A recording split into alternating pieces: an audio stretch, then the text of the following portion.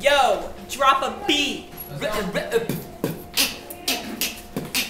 MDS, oh it's such a mess, aka Myelodysplastic Syndrome. And once you have it, you wish you could escape from it. Because it's chronic bone marrow disease, you can get it here or overseas. There have been many clinical studies and some therapies to eliminate it, but nothing extreme has happened quite yet. 4 years have passed by since my grandmother died, and the doctors, they tried to keep her alive, but her life was taken by MDS.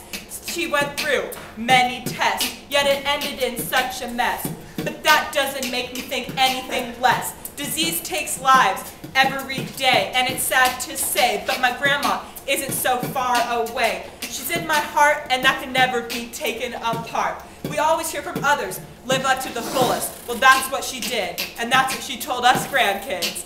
So today, I am here to inform, not about the norm, but about this disease. And if you would please listen, I know that her spirit will glisten.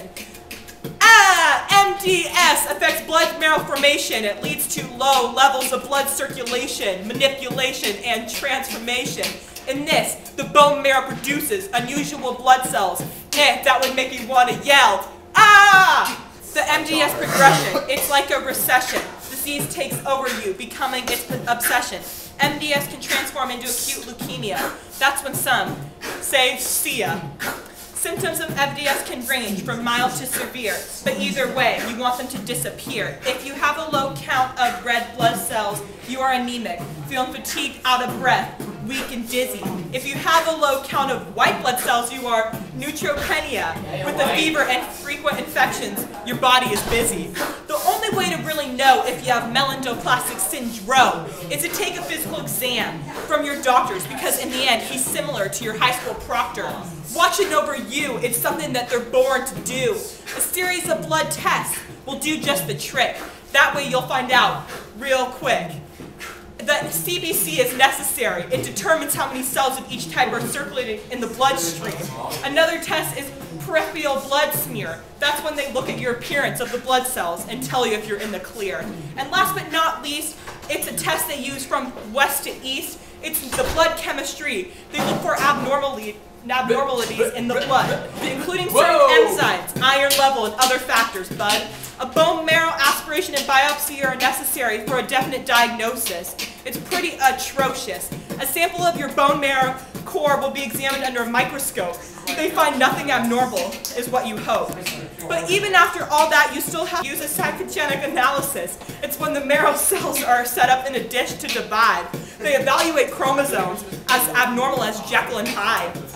Doctors use what they find in this test to help the patient figure out how the disease will progress and which treatment will be most effective. You gotta put everything in perspective, because once you're diagnosed with MDS, your options are selected. In today's society, we don't know what causes MDS. That's why in reality, it is such a mess. It causes so much distress on the patient, the doctor, the family nonetheless.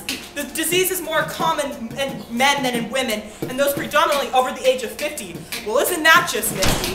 From the symptoms to the diagnosis, and from the risk factors to the prognosis, MDS is not something to play around with. No studies have shown solid evidence for this disease being genetic, but I'll stay athletic and always sympathetic. And MDS makes you tired, so once I'm no longer energetic, I will get blood tested. Being safe, I'm the opposite of pathetic.